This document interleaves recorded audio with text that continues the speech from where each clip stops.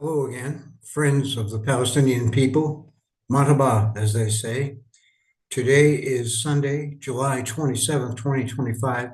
I'm American historian Dr. Jack Dempsey, and I'm going to be speaking momentarily, I hope, with Muhammad Jihad Ismael. As you see, we have done, I think this might be close to our 60th program on Palestinian life, history, culture, civilization, archaeology, the original village life, every subject, literature, poetry, every subject that we can never find covered in other forums focused on Palestinians.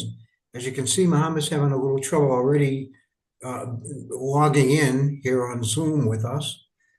We always do our best, and we're never sure what the problem of interference is about. Is it Israeli technical manipulation? Maybe Hamas is doing that because they obviously would not appreciate a lot of Muhammad's opinions and observations about Hamas. And that is the subject that we're going to delve into today. God willing, as they say. I'm still looking right at the screen and waiting for Muhammad to come. I might as well mention a couple of things up front that we always mention. One, you can get to know Muhammad Jihad Ismael and his whole family, who you can see right here. That's Muhammad, Lena, and Dina, his twin girls, his son, Jojo, and his wonderful wife, Gala. They live in Deir al-Balah in Gaza. They have been prisoners their entire lives there, and we have known them for about 4 years. Now, things, of course, as you know, have gotten so unbelievably, horrifically bad in Gaza that the family has democratically decided through discussions and so forth that they want to emigrate. They see no future for those very beautiful young children. And so we started a GoFundMe to make that happen in any way that it needs to happen, because all palms must be greased. Every kind of door opens only to the yell of money. So we have reached, to our amazement, over $15,000 toward a goal of 25,000, which is Muhammad's estimate for what it would cost he and his family, 6 people, plus his sister and his parents, we believe, to get out of there one way or another.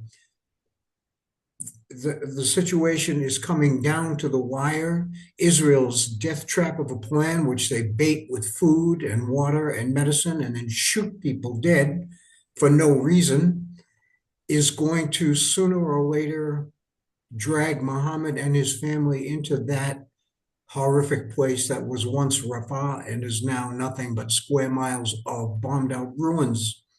And in this place, they say they've opened a humanitarian aid camp or some kind of a refuge, some kind of a safe zone where 2.3 million Palestinians will gather and wait to see what Israel decides about their living or dying. Probably quite a mixture of both, as they perhaps load them onto ships, push them out in panic of shooting through the gate into Egypt. Egypt does not want them.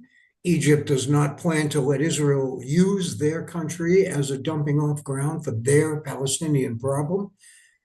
It promises to be a nightmare no matter how we look at it. There is my brother, Muhammad. Hello, Muhammad. How are you? Can you hear me? Hello, brother. Yeah, of course. Marhaba, brother. I was just telling the audience about some of the foreground. So if you look in the links, ladies and gentlemen, to sum up, look in the links to this video. It's a GoFundMe, and even the smallest donation, $10, we can do this. We can reach that goal and get them out of there to a new life. So please look in the more section here for the direct link to that GoFundMe. And I know you'll feel proud and good inside for helping these wonderful, peaceful, coexistence wanting people to build a new life, which they so much deserve. Muhammad, how are you feeling today? Yesterday, you risked your life to go out and get packets of water bottles.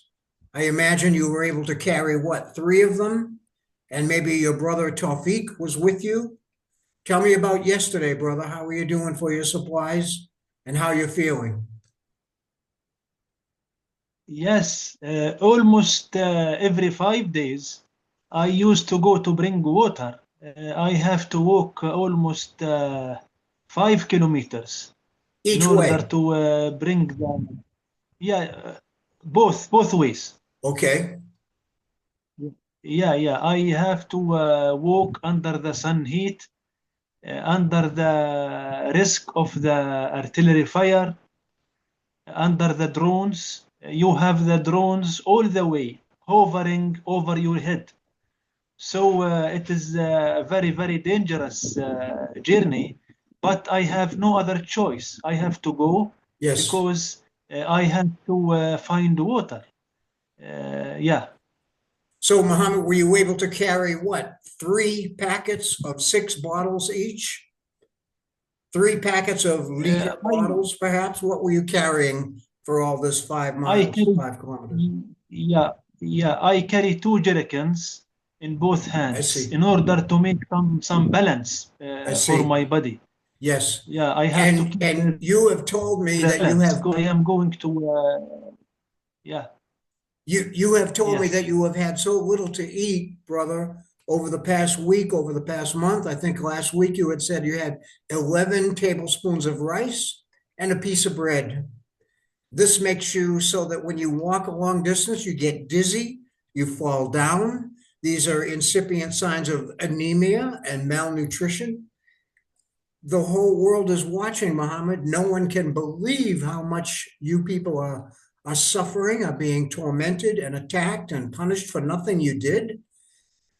But, well, today we may be going to talk about Hamas and why the Palestinians are suffering so much. There's a lot to the story, and we cannot possibly for a moment minimize any of the crimes that Israel has already committed and is committing at this very hour outside your door.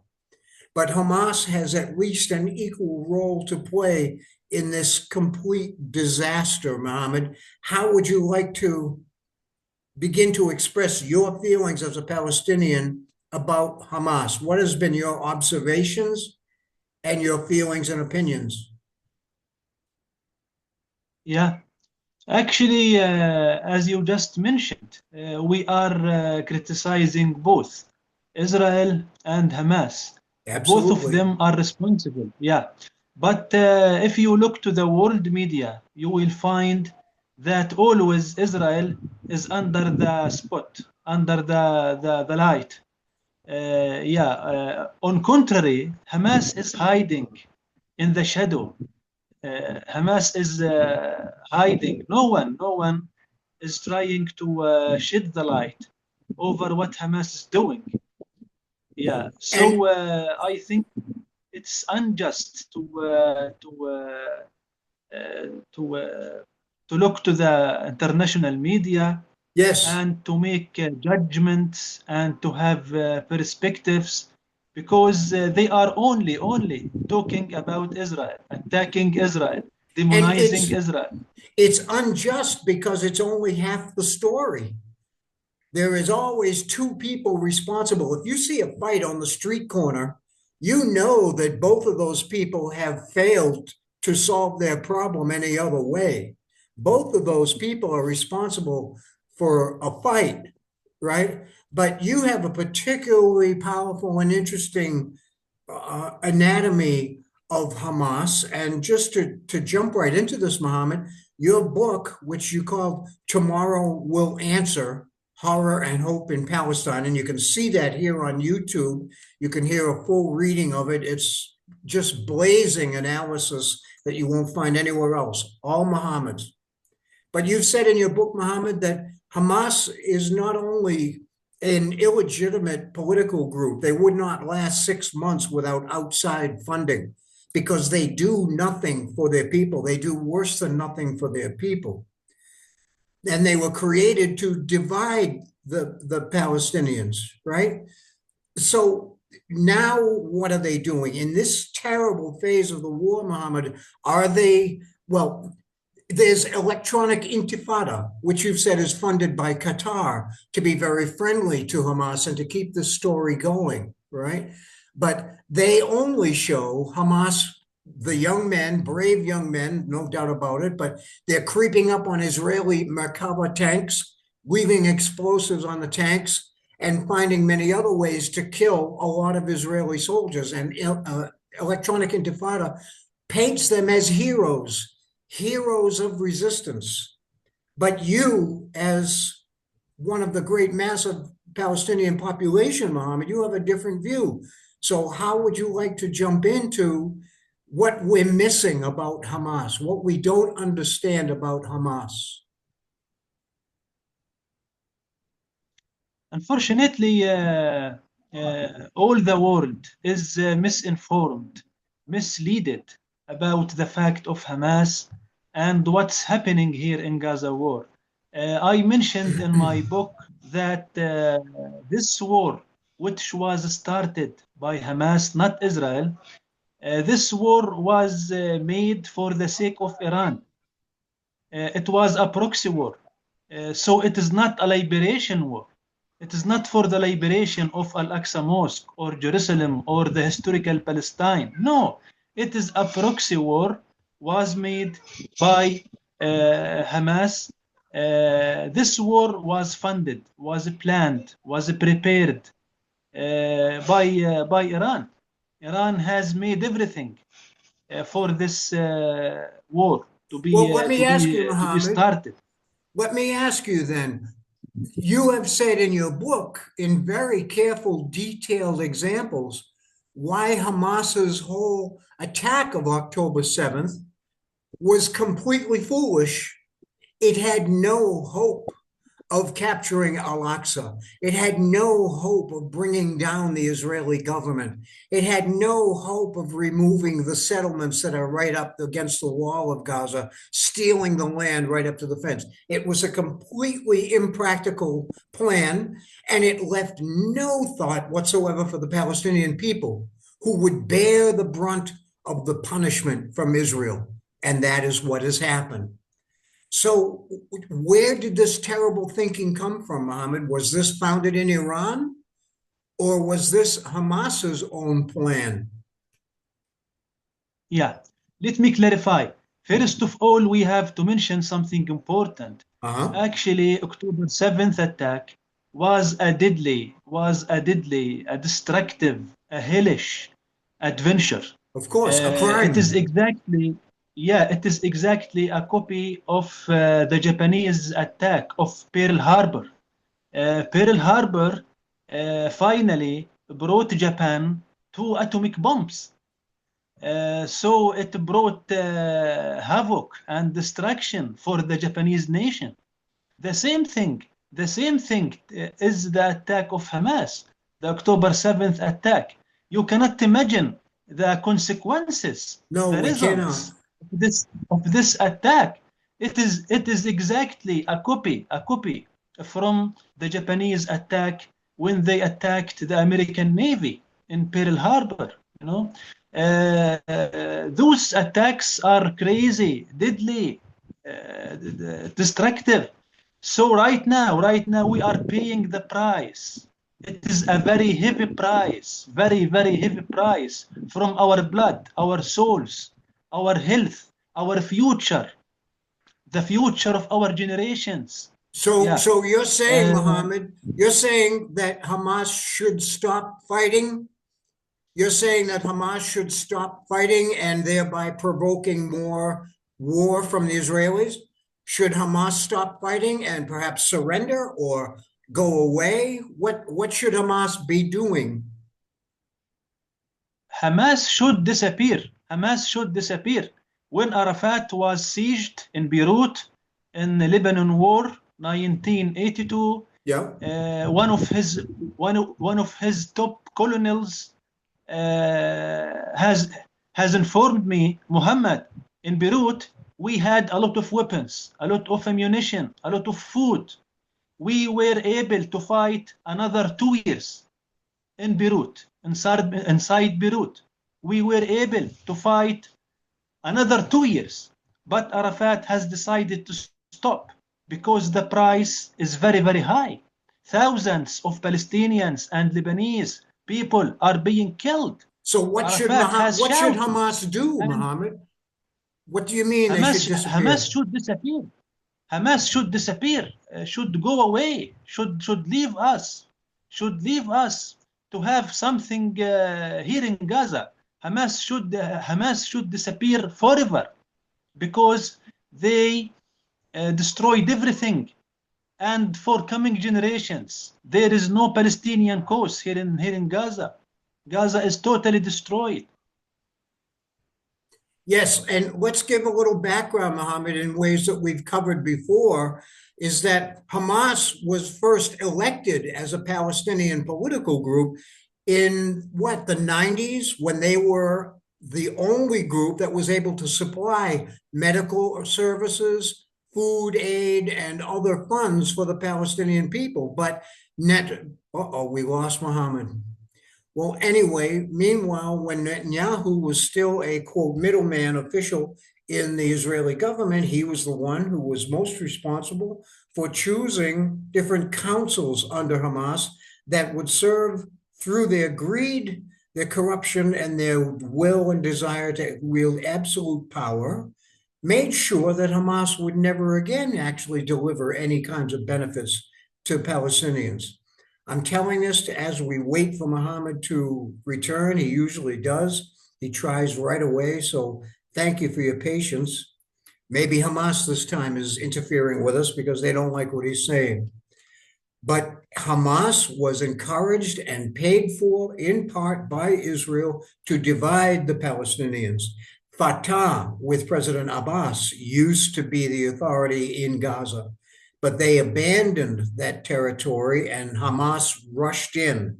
They killed a lot of people, and now Hamas not only fighting the Israelis, but fighting other groups of Palestinians, family militia groups whose sons were killed 20 to 30 years ago when Hamas took power and there was opposition. So they now, seeing Hamas as vulnerable, are out to get their family-style revenge for the murders of their young people.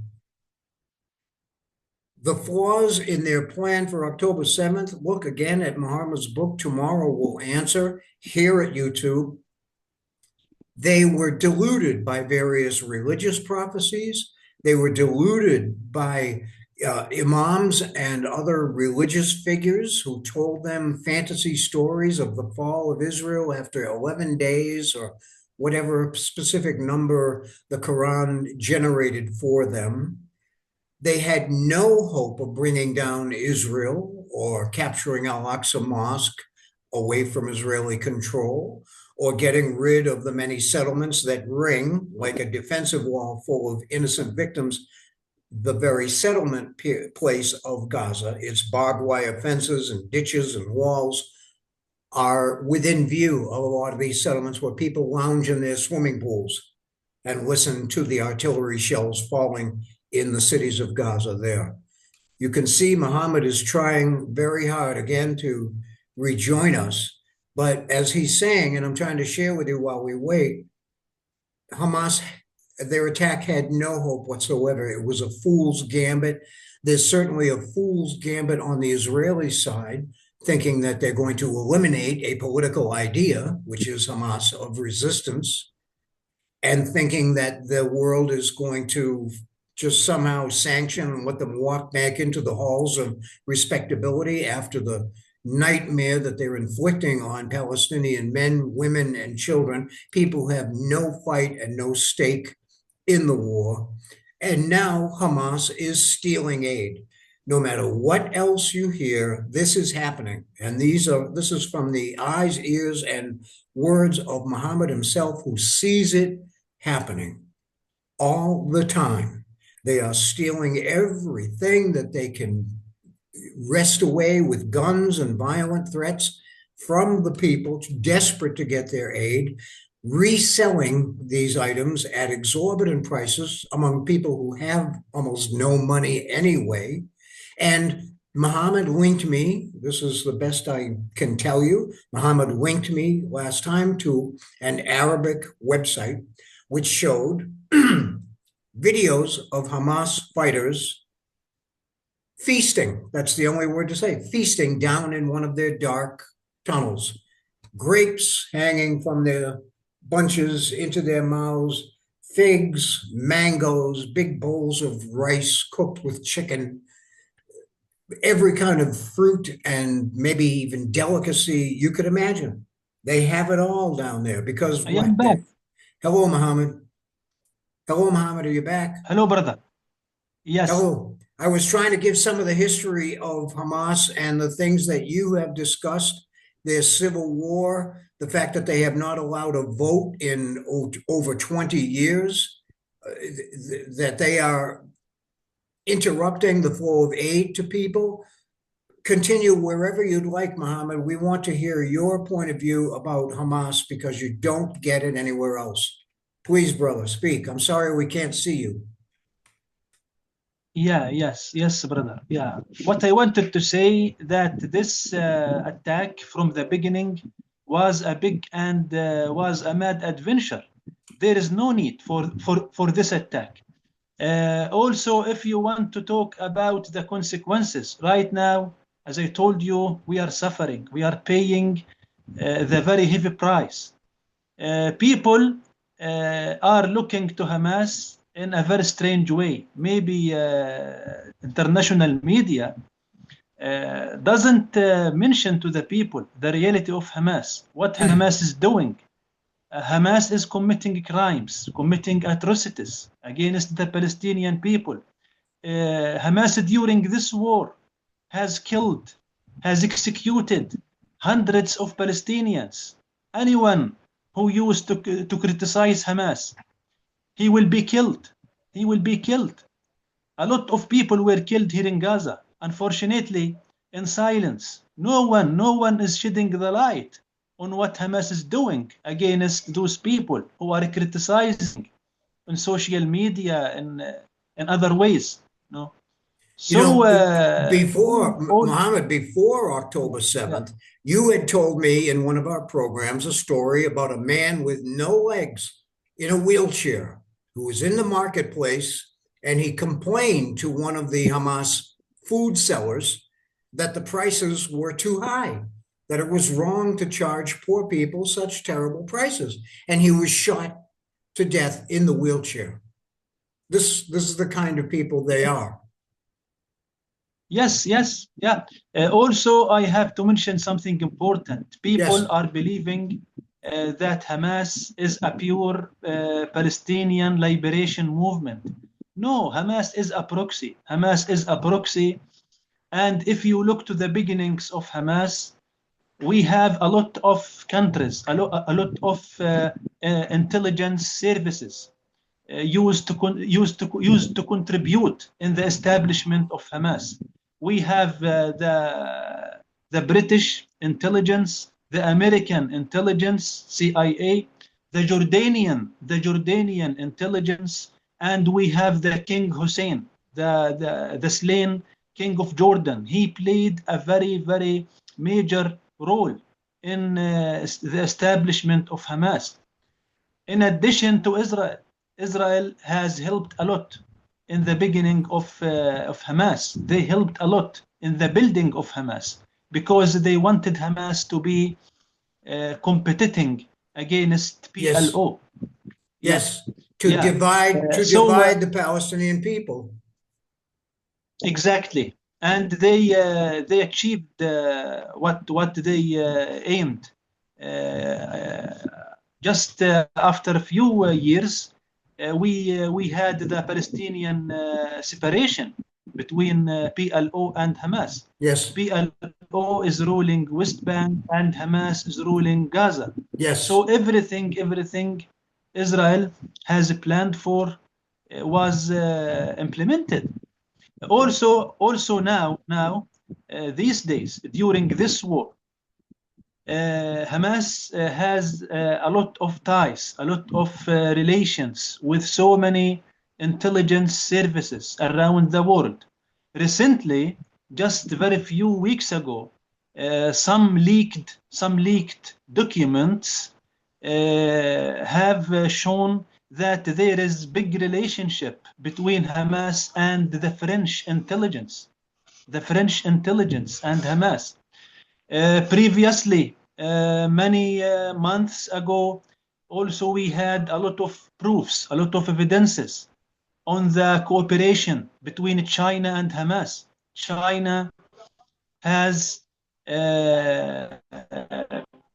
sent a lot of weapons, a lot of advanced weapons, anti-tank rockets, anti-aircraft rockets, very advanced ammunition to Hamas. So we have a lot of things to talk about. People are believing that Hamas is a Palestinian, a pure Palestinian liberation movement, and the main goal of Hamas is the liberation of Palestine. This is totally wrong. Hamas is a proxy. Hamas is a proxy, and it is connected with so many countries. Yes. So, Muhammad, to go back to my question before, October 7th was such a stupid idea. October 7th was such a counterproductive, destructive idea. Where did the idea for that kind of attack come from? Did it come from Iran and their help, or did it come from Hamas people themselves? Absolutely. The idea has attended from Tehran, from Iran. Exactly, I will give you the date, the exact date. In the year 2015, exactly in the summer of 2015, Iran has started to make the plan of this attack.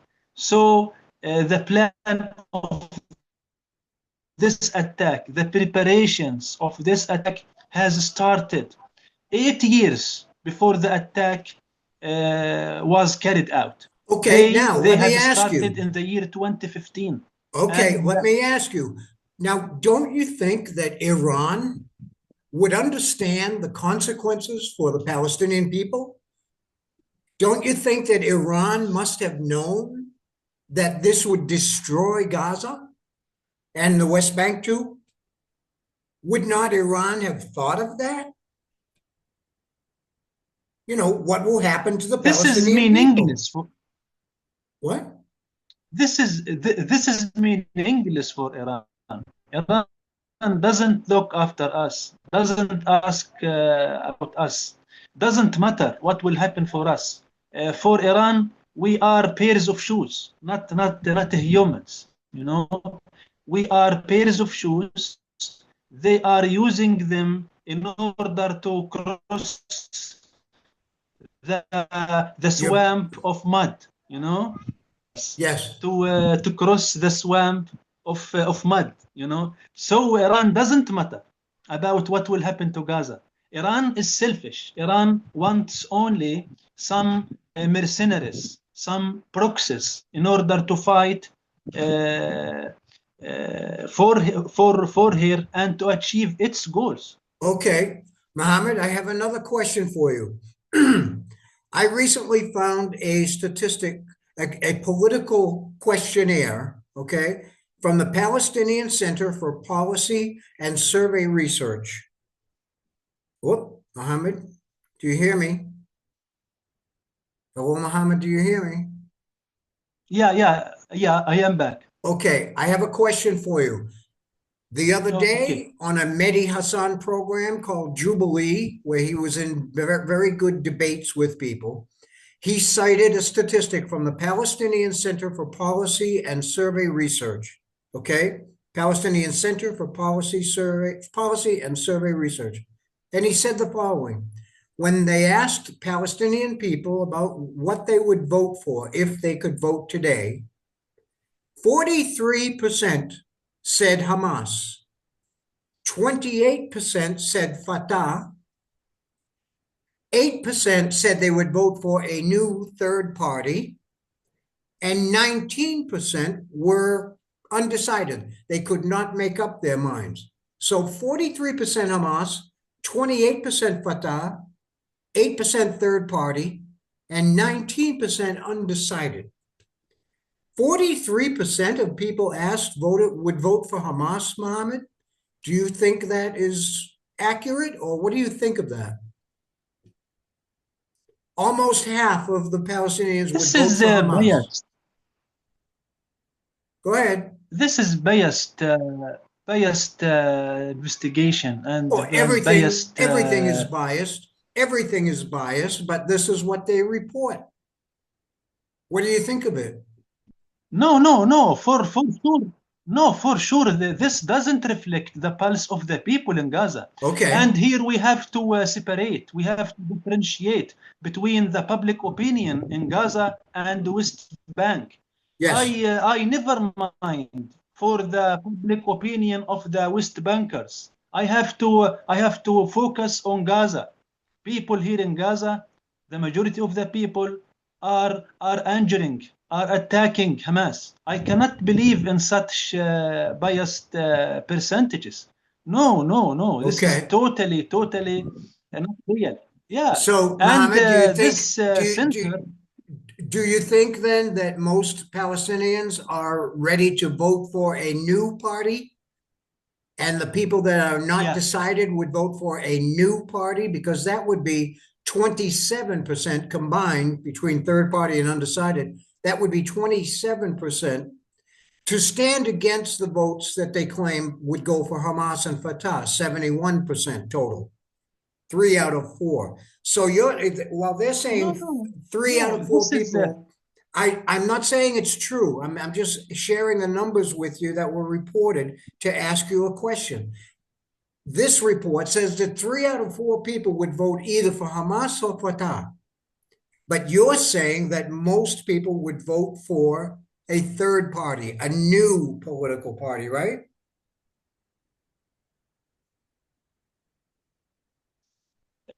This questionnaire is nonsense. It is nonsense. Okay, so I think most of the people, maybe more than 70%, are. So would most Palestinians now vote for a third party and get rid of Hamas?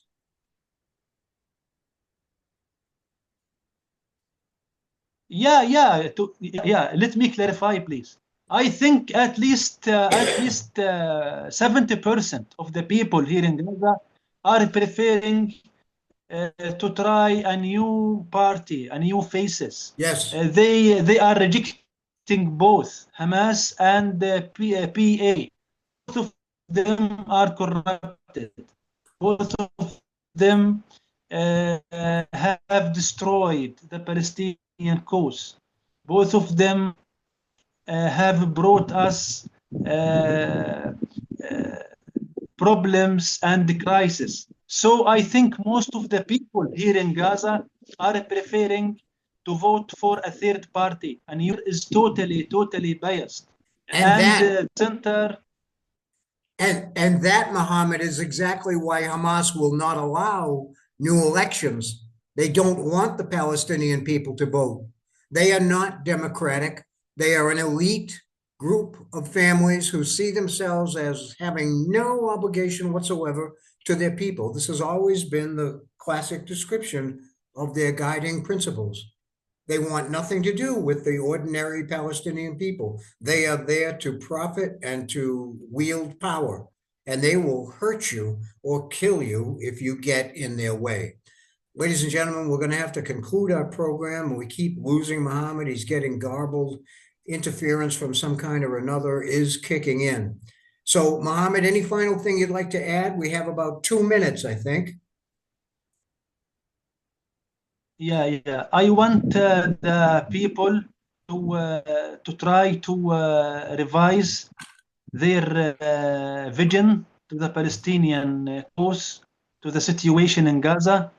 I want them to search deeply, not to get their facts and their information from Al Jazeera, CNN, BBC, or the other Qatari paid media. They should try to listen to the voice of the people of Gaza. They should try to contact them, to listen the alive testimonies from the field, because unfortunately our real narrative is stolen. Our real narrative is silenced. No one is conveying our message. No one is conveying our message to the Yes. entire world. Well, that's your there is a job, Muhammad. Yeah, That's what you are doing. Yeah. I am doing this with my limited efforts, with my limited abilities, but I think audience outside, all over the world, should search about the real voices Yes, inside Gaza. and find out more of the real truth of who Hamas is. It's not only Israel that is committing so much evil against the Palestinian people and causing them so much harm. Muhammad, thank you so much. Exactly. We'll talk about this further in our next program. And we love you, brother. Please be careful, and we'll talk with you very soon. Okay, thank you, brother. Thank you so much.